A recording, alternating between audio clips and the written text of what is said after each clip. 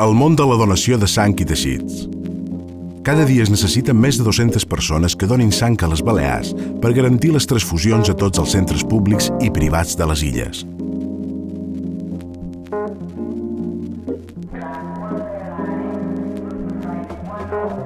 La donació de sang és un procés en el que el principal protagonista és el donant, que ofereix desinteressadament la seva sang i el seu temps amb l'únic objectiu d'ajudar a altres persones. En aquest procés participen varis professionals del banc de sang que tenen com a objectiu arribar a la població que pot donar sang i que la sang donada sigui correctament tratada i destinada a la transfusió dels pacients que ho necessiten.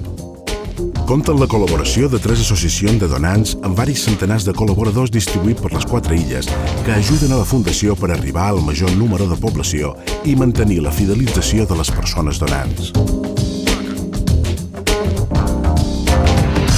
El primer pas per la persona que va donar sang és mostrar un document oficial identificatiu en foto, que pot ser tant el DNI com el passaport o el carnet de conduir.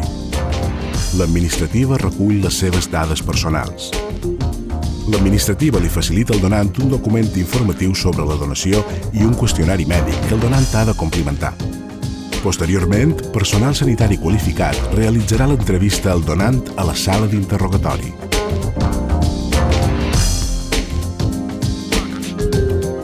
El donant ha de passar una entrevista i una exploració mèdica abans de que passi a donar sang, demanant sobre el seu estat de salut i sobre les possibles malalties que hagi pogut tenir, a fi de que la donació de sang no perjudiqui el donant i que la sang no pugui perjudicar el malalt receptor.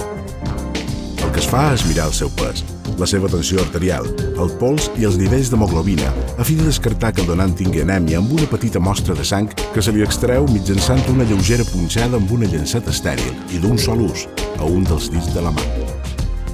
Si les proves realitzades al donant són normals, com és habitual, podrà donar sang després de repassar amb ell el qüestionari confidencial sobre el seu historial mèdic que ha omplit anteriorment. S'ha de tenir en compte que el donant ha de tenir entre 18 i 70 anys, que ha de pesar al manco 50 quilograms i que ha de tenir una bona salut. També s'ha de pensar que entre 2 donacions han de passar com a mínim 2 mesos i que les dones poden donar fins a 3 vegades durant un any, mentre que els homes fins a 4 vegades. En cada donació es treu un total de 450 centímetres cúbics de sang en un procés que dura entre 5 i 10 minuts. Una persona adulta té entre 4,5 i 6 litres de sang, el 7% del seu pes corporal. La sang és un teixit líquid que recorre l'organisme a través dels vasos sanguinis, transportant cèl·lules i tots els elements necessaris per a realitzar les seves funcions vitals, com respirar, formar substàncies, defensar-se d'agressions.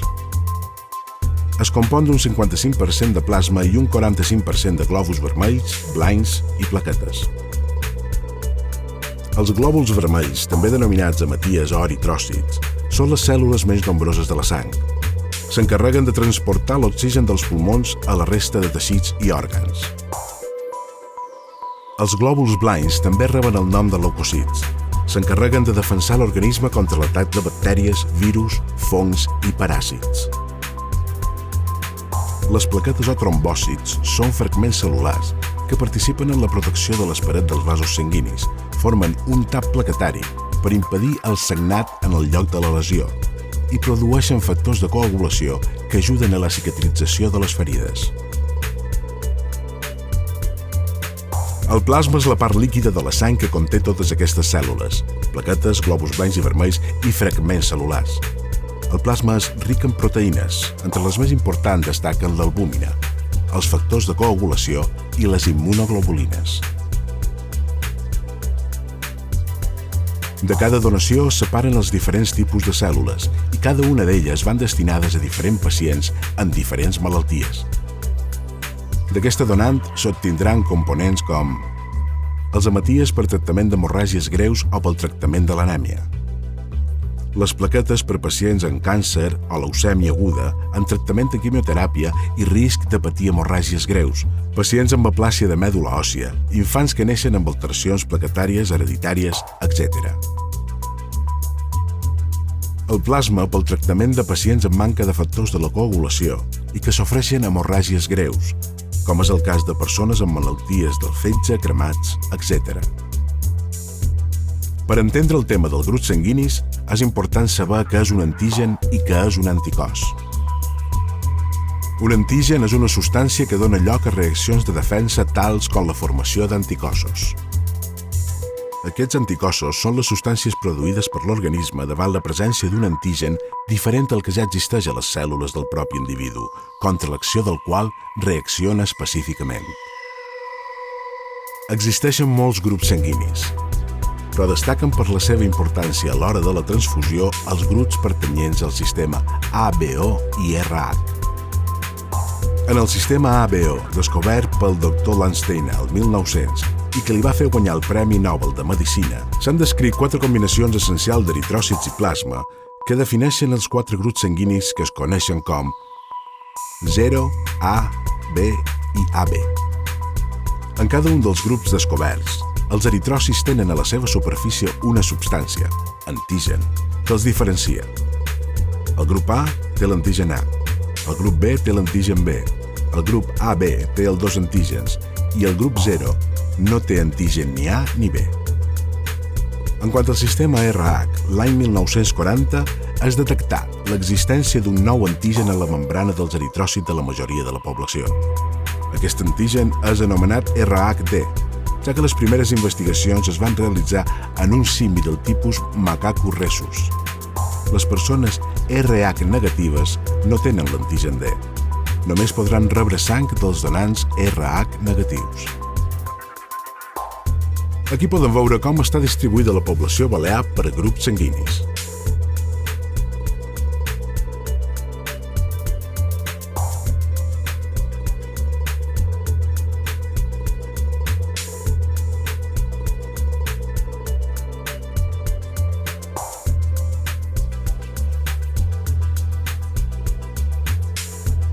En les transfusions, tant el donant com el receptor ha de pertànyer al mateix grup sanguini ABO i ARH. Només excepcionalment es pot transfondre sang d'altres grups compatibles.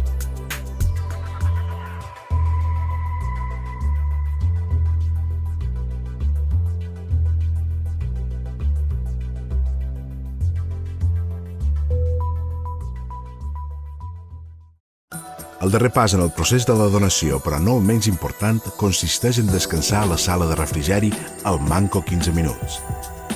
Se'ls ofereix beguda i algun aliment lleuger abans de reprendre la seva activitat normal. És important beure molt líquids durant les 24 hores posteriors a la donació de sang. Després de la donació, el procés continua. La sang es sotmet a una sèrie d'exàmens al laboratori per un costat i el seu fraccionament al laboratori de fraccionament per l'altre. El laboratori d'anàlisis, que és d'última generació, es determina el grup sanguini mesurant tant els antígens dels hematies com els anticossos d'aquests antígens per assegurar que la sang serà compatible amb la del malalt que la rebi. També es determinen els anticossos irregulars. Amb aquesta prova s'intenten descartar problemes d'incompatibilitats immunològiques en el moment de la transfusió. A més, es fan estudis per detectar la presència dels virus i bactèries que puguin ser transmesos per la sang, entre els que destaquen per la seva gravetat el virus que produeix hepatitis B, el que produeix hepatitis C, el virus que produeix la sida i la sífilis.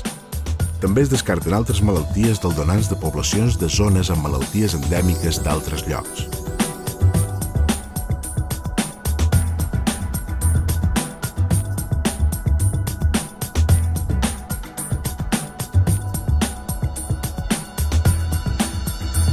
Paral·lelament, la bossa de sang estreta, juntament amb les seves bosses satèl·lits, es porta al laboratori de fraccionament, on s'ha de separar la sang per components. Així el pacient rep tan sols el que necessita i amb una donació s'ajuda a varis malalts.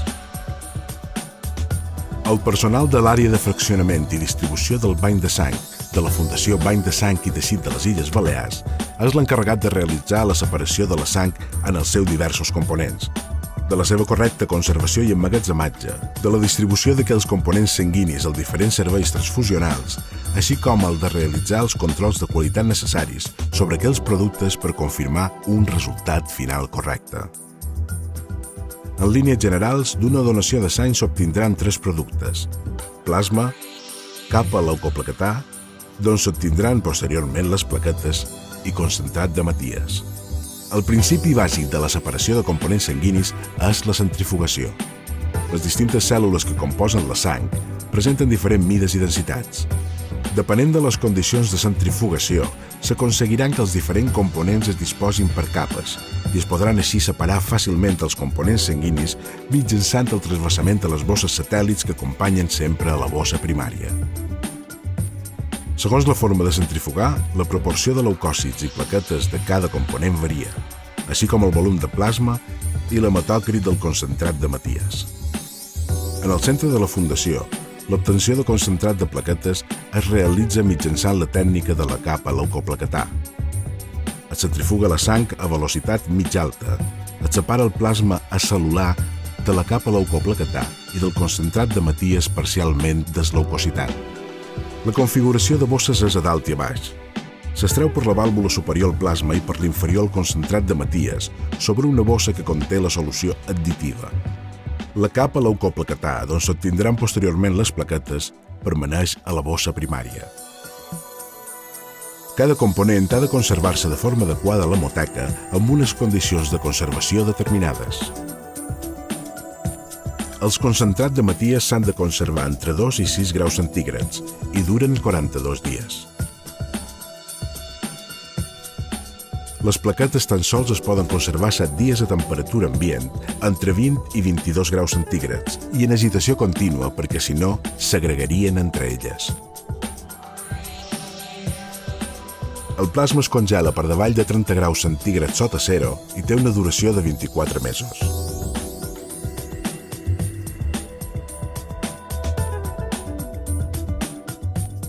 La Fundació controla el bon desenvolupament del procés des de la promoció, passant per la planificació, l'extracció i el transport i distribució i assegura l'aplicació correcta de tots els passos, incloent l'administració a les illes.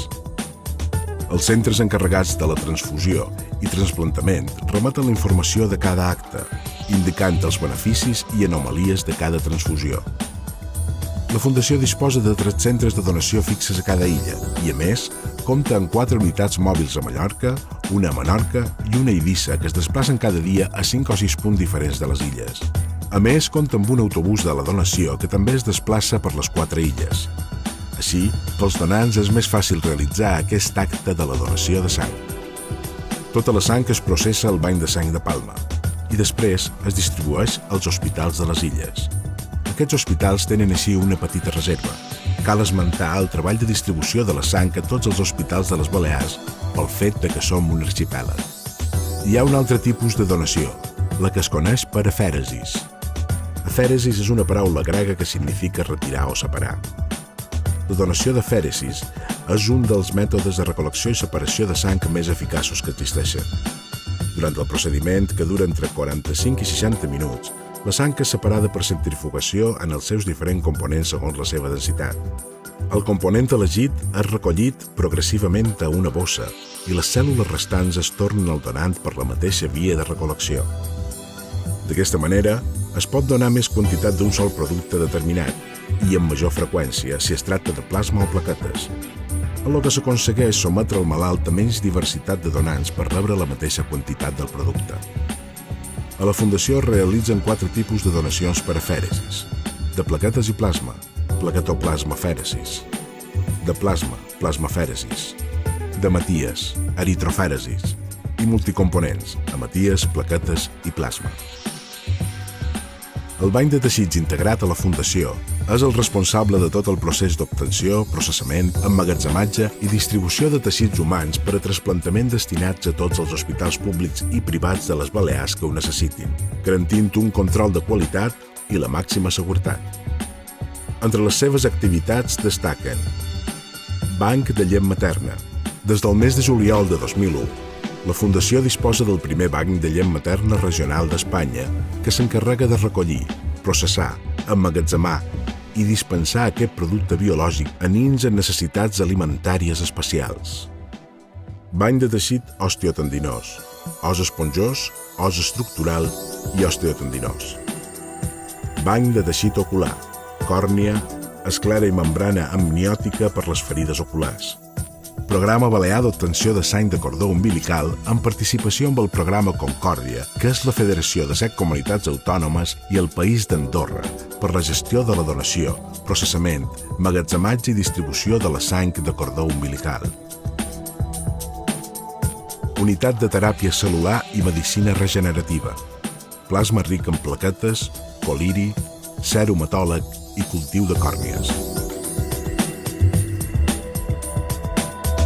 La Fundació és, a més, el centre de referència dels donants altruistes de mèdula òssia.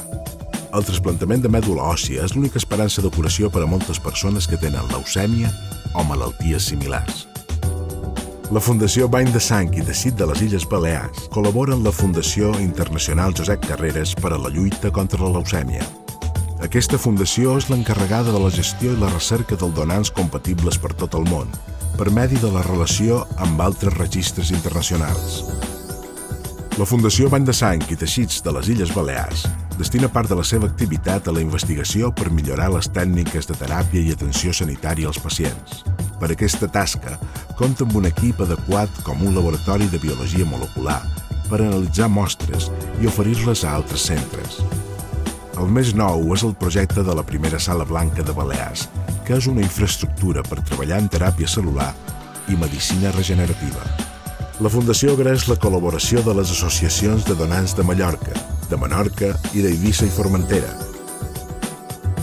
També vol donar les gràcies a l'esforç de moltes empreses, institucions públiques i privades, ajuntaments, hospitals, col·laboradors dels pobles, centres de formació, col·lectius, mitjans de comunicació i mitjans de transport que ens ajuden organitzant campanyes de donació al seu entorn, cedint les seves instal·lacions, transportant els nostres recursos, promocionant la donació de sang o educant els estudiants. I molt especialment, a tots els donants que de manera voluntària, altruista i responsable, s'acosten cada dia a donar una part d'ells, la qual cosa resulta imprescindible per salvar o millorar la salut de moltes persones. La donació de sang i teixits és cosa de tots.